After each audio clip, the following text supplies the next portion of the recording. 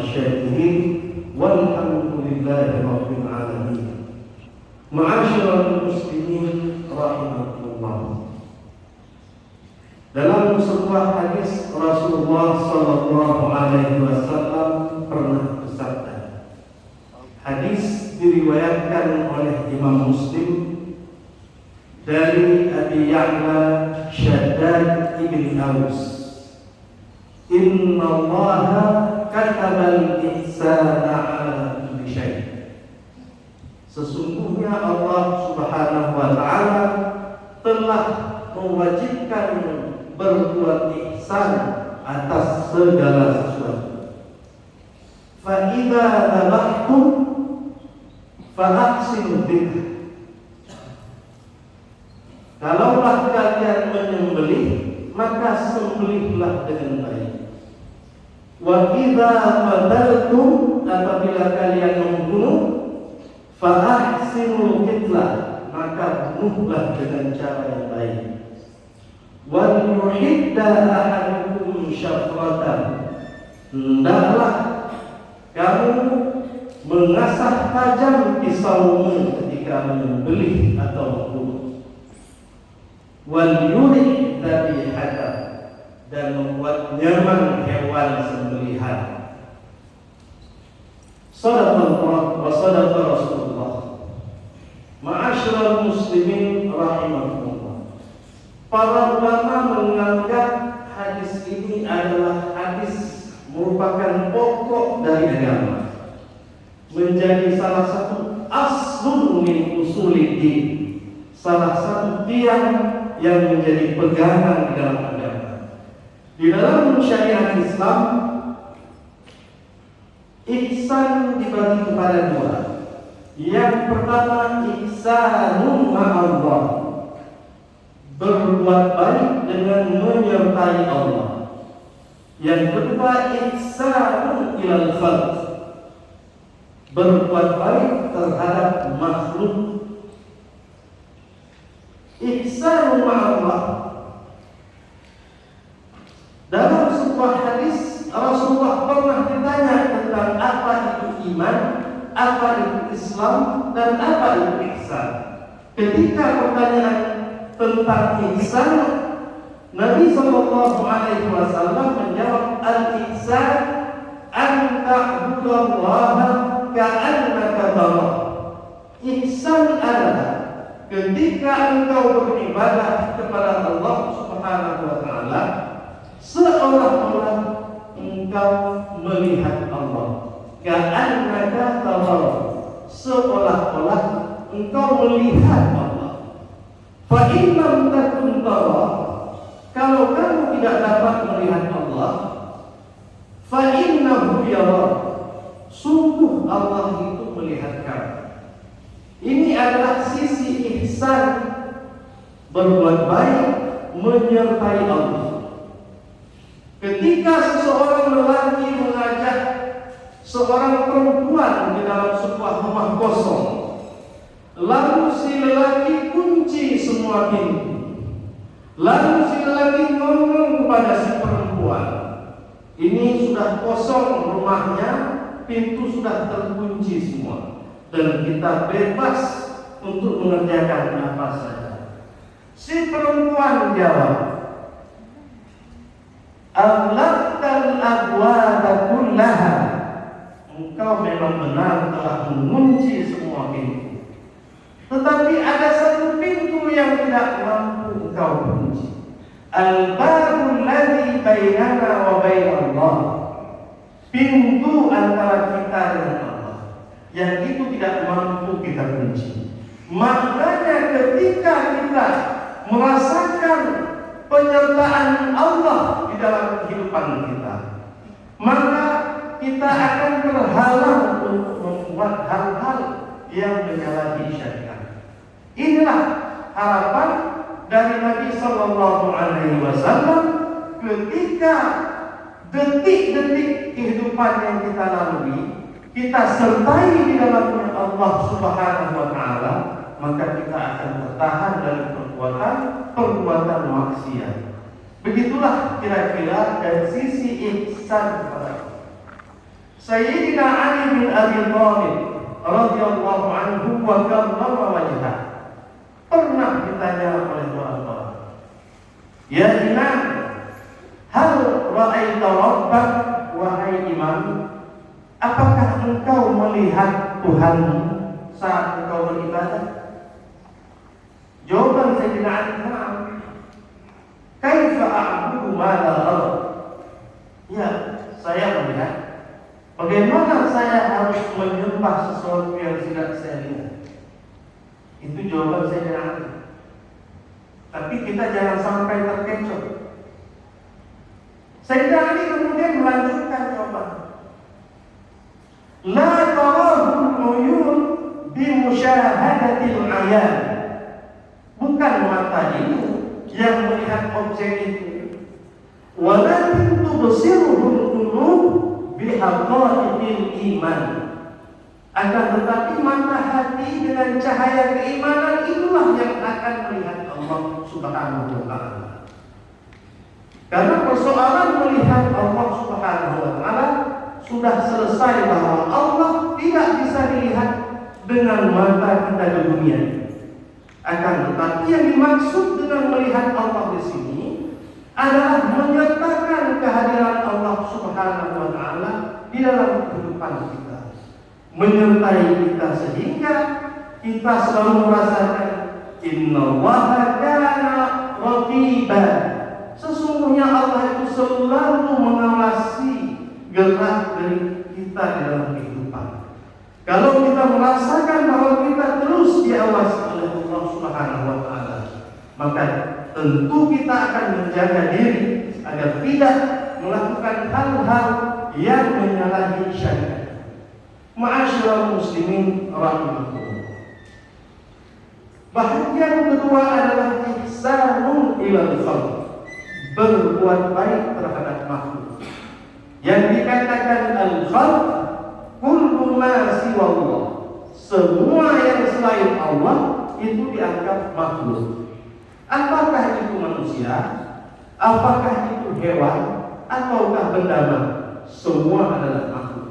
Dan kita diminta oleh Rasulullah SAW untuk berbuat baik terhadap al-khalq. Tentu dari makhluk-makhluk ini yang paling mulia adalah manusia. Waqad karramna bani Adam, telah kami muliakan anak-anak Adam. Maka yang pertama sekali kita harus berbuat baik adalah terhadap sesama manusia. Ma'asyiral muslimin rahimakumullah. Ada banyak sekali contoh bagaimana kita harus melakukan kebaikan-kebaikan kepada manusia. Dan ini dicontohkan sendiri oleh Rasulullah SAW. Nabi pernah diusir dari kota Mekah.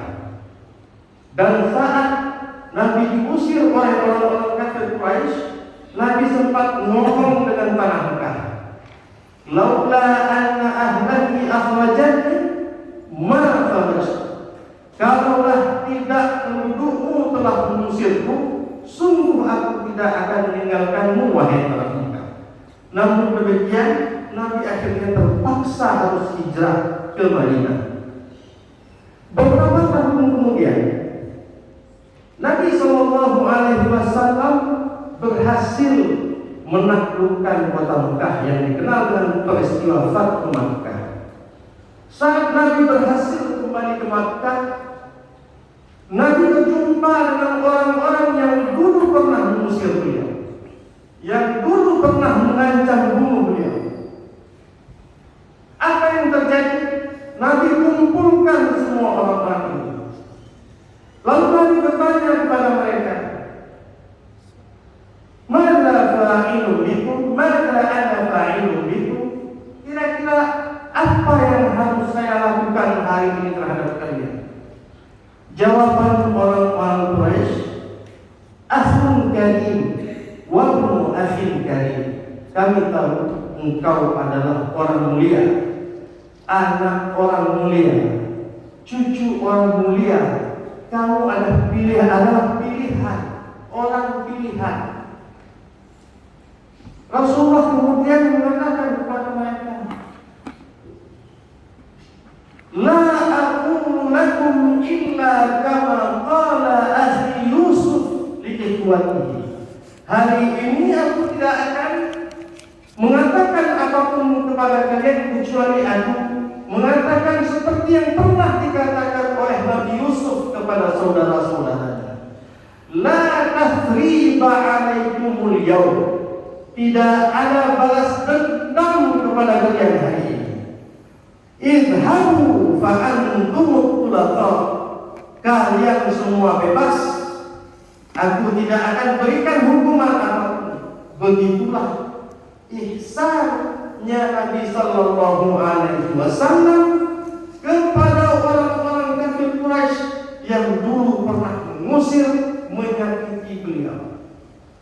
Contoh lain bisa kita lihat ketika perang Uhud, Nabi itu terkena sayatan-sayatan pedang sehingga wajahnya berdarah dan mengeluarkan cucuran darah. Sambil mengusap darah yang bercucur di wajah, Nabi sallallahu alaihi wasallam berdoa kepada Allah Subhanahu wa taala. Di dalam doanya Nabi meminta, Ya Allah, inna qaumi la ya'lamun. Sesungguhnya kaumku ini enggak tahu, tidak paham, tidak mengerti. Allahumma hdihim fa innahum la ya'lamun.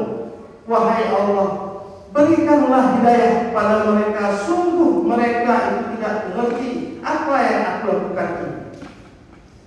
Sebegitunya Nabi sudah terluka wajahnya, namun Nabi masih sempat berdoa kepada Allah agar mereka orang kafir itu diberikan hidayah oleh Allah Subhanahu wa taala.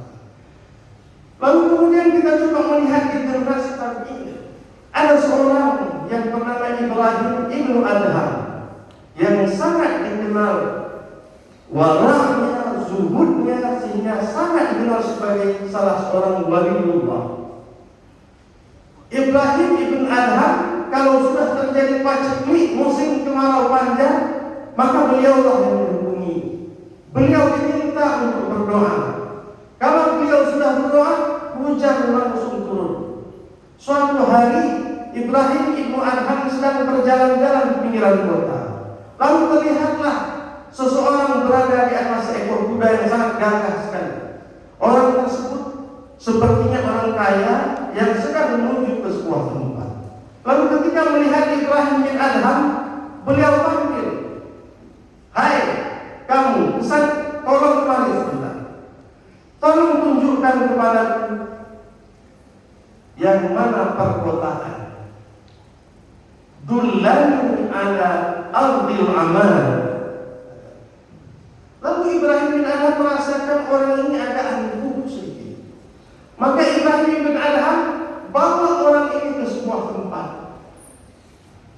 Dibawa kudanya bersama orang tersebut menuju ke sebuah tempat. Sampai di sana ternyata Ibrahim bin Adham bawa ke perkuburan. Lalu orang tersebut marah kepada Ibrahim bin Adham. Sambil memegang cemetinya dia pukul Ibrahim. Alam aqul laka anni uridu ardal aman. Bukankah aku tadi telah menyebutkan kepadamu, tolong bawa aku ke perkotaan. Mengapa engkau bawa aku ke perkuburan ini? Lalu Ibrahim bin Adham jawab, Ya Sayyidi, wahai Tuhan, hadza ardul amal. Ini tempat keramaian. Semua orang yang ada di kota akan menuju ke tempat ini. Tapi tidak satupun orang yang sudah berada di sini kembali ke kota. Inilah sesungguhnya tempat keramaian. Orang tersebut semakin marah kepada Ibrahim Adham sehingga beliau terus dipukuli. Sambil beliau dipukuli, beliau giring ke kota. Dibawa lagi orang tersebut sambil beliau kena pukul terus panjang jalan, dibawa sampai ke kota. Sampai di kota, orang-orang melihat Ibrahim bin Adham sedang dipukul. Orang-orang protes semua. Hei, kenapa kamu memukul ulama kami? Kenapa kamu memukul orang saleh yang ada di antara kami? bertanya, siapa ini? Ini Ibrahim bin Adham. Dia terjatuh ketika mendengar suara Ibrahim bin Adham. Lalu dia menangis. Ibrahim bin Adham mendekat padanya. Wahai Tuhan, berdiri, kenapa dulu? Aku menyesal telah memukul. Wahai Tuhan, setiap kali cemeti yang Engkau pukulkan kepada tubuhku, setiap kali jatuh cemeti itu, aku berdoa pada Allah, Allahumma fillahu, ya Tuhan, ya Allah, ampunilah orang ini. Begitulah Ibrahim bin Adham tahan disakiti dan mampu berbuat ihsan kepada manusia meskipun disakiti, sama seperti keadaan Rasulullah sallallahu alaihi wasallam. Ma'asyiral muslimin rahimakumullah. Lalu kita bisa melihat bagaimana contoh yang namanya ihsanun ilal hayawan, berbuat baik kepada hewan. Di dalam hadis sahih Bukhari, Rasulullah pernah menjelaskan seorang perempuan yang masuk neraka karena pelihara kucing tapi tidak dikasih makan sehingga kucing mati. Rasulullah mengatakan dalam hadis itu, innaha tadkhulun nar, sungguh si perempuan itu akan masuk neraka. Dan di dalam hadis yang lain, Rasulullah pernah menjelaskan seorang pelacur yang sepanjang hidupnya melacurkan diri, lalu sampai tiba satu saat dia tidak punya apa-apa lagi, dia dalam keadaan lapar, lalu kemudian dia keluar mencari makanan, mencari minuman, sampai di sebuah parit dia kumpulkan air-air yang tersisa di dalam parit untuk diminumnya. Namun saat hendak meminum air tersebut, tiba-tiba datang seekor anjing yang juga sekarang kehausan. Si perempuan berikan air tersebut kepada anjing. Si anjing selamat, si perempuan mati. Rasulullah menceritakan itu di dalam hadis.